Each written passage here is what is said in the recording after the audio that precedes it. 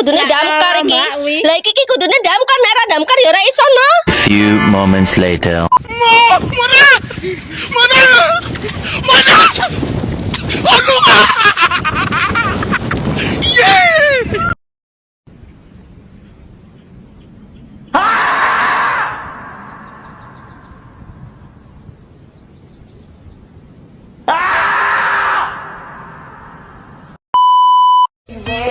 Just a feeling that I want you behind because it's something that is so just on my mind. I guess it goes that.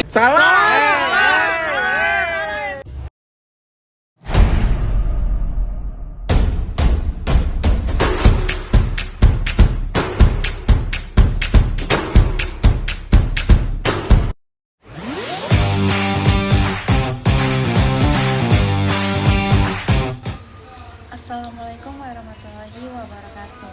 Perkenalkan, nama saya Dia Dianis dengan NIM 220527. Saya di sini akan menjelaskan tentang materi kekuasaan dan politik di lingkungan organisasi.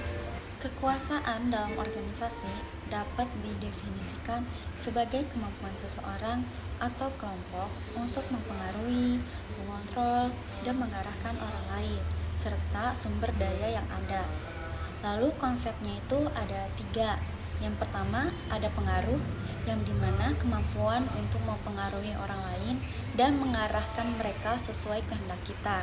Yang kedua kontrol, yang dimana kemampuan untuk mengendalikan dan mengarahkan orang lain atau sumber daya. Yang ketiga wewenang, hak dan legitimasi yang dimiliki seseorang atau kelompok untuk membuat keputusan dan pengarahan ke orang lain. Selanjutnya ada sumber-sumber kekuasaan dalam organisasi. Yang pertama, posisi jabatan, yang dimana kekuasaan yang berasal dari otoritas formal yang dimiliki oleh seseorang dalam struktur organisasi. Semakin tinggi posisi seseorang, maka semakin besar kekuasaannya. Yang kedua, ada akses informasi, yang dimana kekuasaan yang berasal dari kemampuan untuk mengakses dan mengendalikan informasi penting dalam organisasi. Informasi adalah sumber kekuasaan yang sangat berharga. Yang ketiga, ada pengetahuan dan keahlian, yang dimana kekuasaan yang berasal dari kompetensi, keahlian, dan pengalaman seseorang yang sulit digantikan. Orang-orang dengan keahlian unik memiliki kekuasaan yang besar. Yang keempat, ada dukungan kelompok, yang dimana kekuasaan yang berasal dari kemampuan memobilisasi dukungan dan analisasi dari kelompok-kelompok penting dalam organisasi. Jaringan pertemanan sangat berpengaruh. Selanjutnya ada perilaku politik dalam organisasi. Yang pertama ada negosiasi. Kemampuan bernegosiasi dan membangun kompromi menjadi kunci keberhasilan dalam lingkungan politik organisasi. Yang kedua ada aliansi. Membangun aliansi dengan kelompok-kelompok strategis di dalam organisasi dapat meningkatkan pengaruh dan divergi politik seseorang. Yang ketiga ada manipulasi, yang dimana pengguna manipulasi dan strategi tertentu untuk mempengaruhi proses pengambilan keputusan dapat menjadi senjata ampuh dalam politik organisasi. Selanjutnya ada strategi membangun kekuasaan. Yang pertama ada identifikasi sumber kekuasaan, yang dimana memahami sumber-sumber kekuasaan yang ada di organisasi, seperti akses informasi, keahlian, atau hubungan dengan pengambilan keputusan. Yang kedua, ada bangun jaringan pengaruh, yang dimana mengembangkan hubungan yang baik dengan kolega, mitra, dan pemangku kepentingan.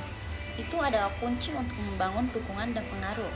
Yang ketiga, ada tunjukkan kompetensi, yang dimana membuktikan kemampuan dan kontribusi melalui presentasi kerja, sehingga mendapat pengakuan dan kepercayaan dari atasan.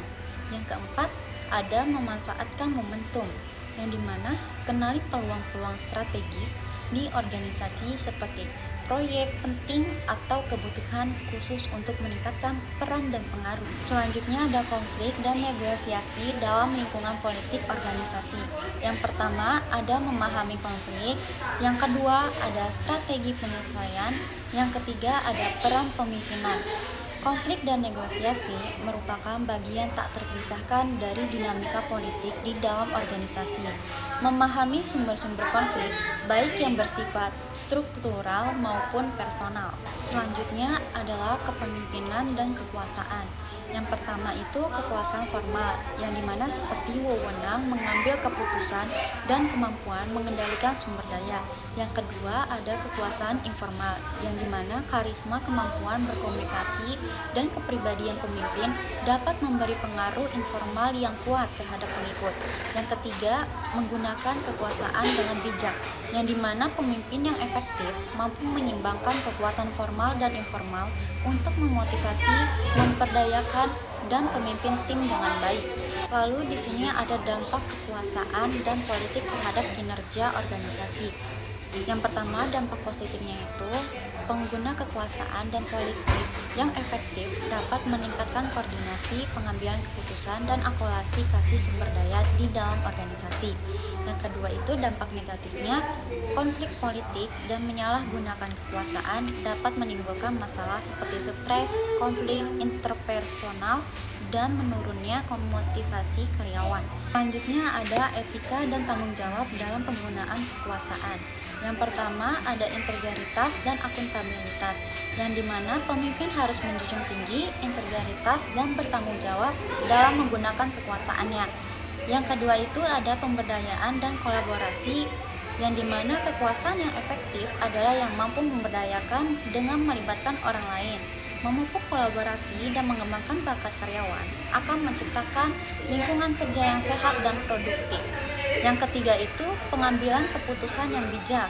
Pemimpin harus mampu mengambil keputusan yang adil dan mempertimbangkan dampak bagi seluruh pemangku kepentingan. Proses pengambilan keputusan yang transparan akan mengurangi potensi penyalahgunaan kekuasaan. Hai guys, jadi ada yang ketinggalan. Apa ya yang ketinggalan? Kesimpulan guys, dan lihat di selanjutnya. Dadah!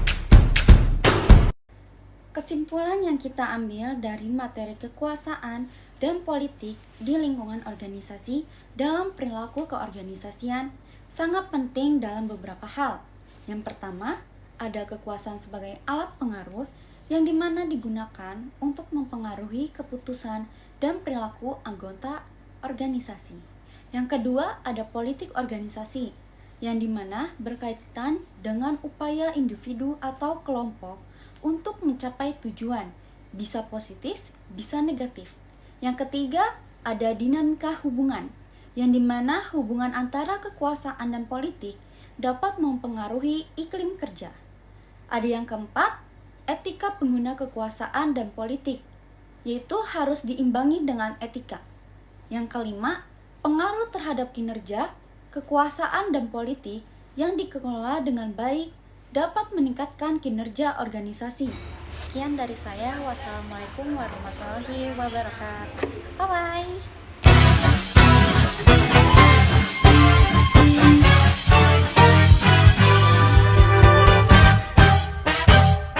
Behind the scene.